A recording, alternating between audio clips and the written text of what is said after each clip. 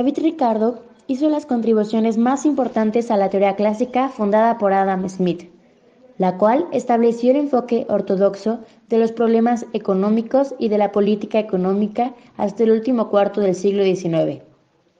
Su economía política no es otra cosa que economía matemática sin símbolos matemáticos y fórmulas. Puede ser fácilmente traducida al lenguaje matemático y encontrarse en ella un sistema de equilibrio general. Sus aportes en los campos de la distribución y el crecimiento, en teoría y política monetaria, en tributación y deuda pública, tuvieron gran impacto en su época. Contexto histórico. Surge la primera revolución industrial de 1760 a 1840. Esta consiste en un cambio fundamental que se produce en una sociedad cuando su economía deja de basarse en la agricultura y la artesanía, para depender de la industria. El origen de la primera revolución industrial fue en Gran Bretaña y luego se extendió al resto de Europa. En 1768, James Watt construyó el primer modelo de una máquina de vapor. Contexto social. Durante 1765 se creó una nueva sociedad, la capitalista, en la cual el rasgo que diferenciaba a las personas era la propiedad de los medios de producción. La nueva sociedad estaba dividida en capitalistas y obreros. Los cambios sociales introducidos por la producción agrícola convirtieron a los campesinos en compradores.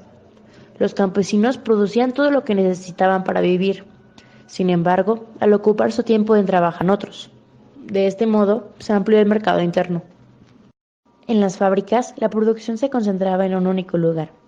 Esta concentración permitió reducir los tiempos del proceso de producción. El empresario podía controlar el ritmo de producción y los tiempos de trabajo. Los ritmos de trabajo estaban dirigidos por las máquinas y por los capataces. La fábrica era la base de una nueva sociedad. Estaba dividida en dos: los propietarios de los medios de producción y los trabajadores. David Ricardo nació en Londres el 18 de abril de 1772. Fue el tercero de un gran número de hermanos, específicamente 17. Su familia se mudó desde los Países Bajos hacia Inglaterra antes de su nacimiento, y desde una temprana edad emprendió labores en la Bolsa de Valores de Londres, a la edad de tan solo 14 años. Desde pequeño tuvo clases privadas sobre abstracción y razonamiento. Con 21 años, en el año de 1793, se casó sin seguir el ritual judío, acogiendo la fe del cuakerismo, lo cual significó un alejamiento de su familia. Además de economista, fue un exitoso hombre de negocios y político. Consiguió crear una importante fortuna. Uno de los cargos más importantes que llegó a tener fue ser el miembro del Consejo Británico. El 19 de abril de 1817 fue publicado por primera vez su obra más importante bajo el título Principios de Economía Política y Tributación. El libro consiste en que el alquiler de la tierra crece a medida que la población aumenta. También se presenta la teoría de la ventaja comparativa, teoría en la que el libre comercio entre dos o más países puede ser mutuamente beneficioso, incluido cuando un país tiene una ventaja absoluta sobre los otros países. Su vida llegaría a su fin en 1823, cuando falleció en Londres con tan solo 49 años. Contexto político. La sociedad estaba dividida en campesinos, capitalistas y terratenientes. El campesino trabaja en la tierra, el capitalista fabrica telas y el terrateniente vive de la producción de su campo. Entre 1760 y 1840, el Estado inglés dicta la ley de cercamiento, la cual hace obligatorio el cercamiento de las tierras. El campesino que vivía entonces en terrenos comunales y gozaba de derechos de pastura, de recolección de leña y caza, debe abandonar. La misma suerte corrieron otros pequeños productores que no disponían de los recursos necesarios para cumplir con la ley. Todos ellos fueron expulsados a las ciudades. El terrateniente implementa las nuevas técnicas de cultivo que generan el aumento de producción agrícola. Esto le permite tener una gran variedad de trabajadores en sus campos y abaratar sus costos.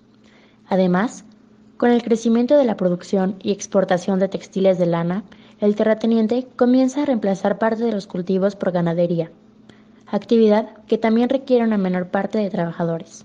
La gran expulsión de campesinos empobrecidos de las aldeas dan resultado a una gran cantidad de trabajadores que no disponen ni de tierra ni de maquinaria, solo cuentan con su capacidad de trabajo y necesitan venderlas para garantizar la subsistencia de su familia.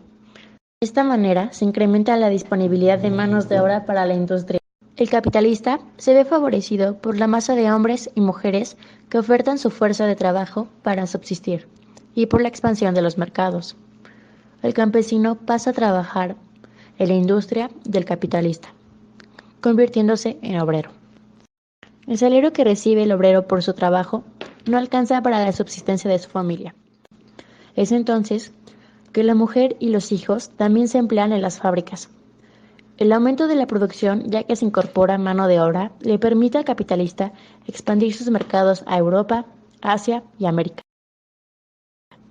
y con esto acumular su capital. La gran industria modifica las relaciones sociales de producción, ya que las máquinas marcan el ritmo de trabajo. El campesino y su gente, que ahora trabajan como operadores de una fábrica, pierden de vista el producto final de su trabajo y se convierten así en un engranaje más del sistema. El capitalismo comienza a mostrar su lado más oscuro. Los hombres, mujeres y niños empleados en la fábrica viven en condiciones de miseria extrema. Carecen de una legislación laboral que los proteja y trabajan por extensas jornadas laborales y sin las condiciones de higiene necesarias.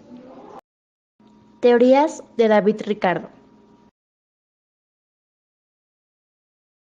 Al haber tenido una amplia experiencia y luego haberse formado y especializado en todo lo concerniente a los valores y la negociación, este emblemático personaje contribuyó al desarrollo de conceptos como macroeconomía y realizó valiosos análisis a elementos como el salario y su relación con los beneficios. Teoría valor-trabajo.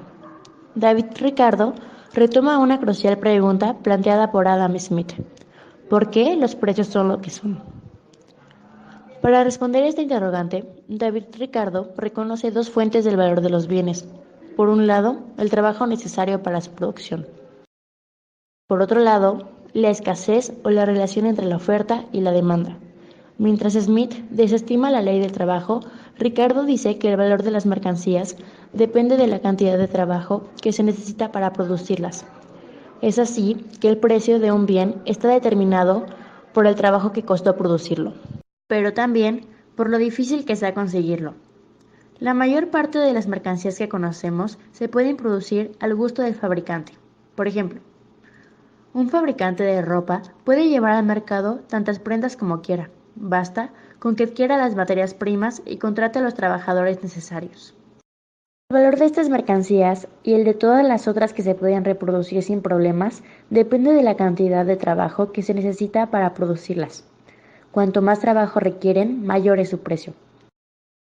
En estas mercancías, las fuerzas de trabajo pueden hacer subir o bajar el precio de su valor natural, determinado por el trabajo incorporado, aunque solo temporalmente. El precio está regido por el trabajo empleado, pero existen otras mercancías que tienen características diferentes. No pueden producirse fácilmente o no pueden elaborarse en absoluto. Por ejemplo, una edición especial de vinos Marlot, cosecha de 1983, de la región de Burdeos, en Francia. Es de 3 botellas y son 9 los que desean comprar este buen vino. Entonces, los demandantes competirán por quedarse con la preciada bebida y harán subir el precio hasta el valor en que puede no tener ninguna relación con el trabajo que recibe su elaboración. En este tipo de bienes, el valor se determina por la escasez. Su valor es totalmente independiente de la cantidad de trabajo necesario para producirlos. Pero este es solo un pequeño ejemplo de la gran parte de bienes que se intercambian diariamente hoy en día en el mercado. El precio de los productos puede ser multiplicado mediante el trabajo casi sin ningún límite, por lo que su valor, según David Ricardo, se rige por el trabajo incorporado y luego se divide entre los ingresos de las 3 clases sociales, es decir, el salario de los trabajadores, la ganancia de los capitalistas y la renta de los propietarios de la tierra. Teoría de la renta diferencial.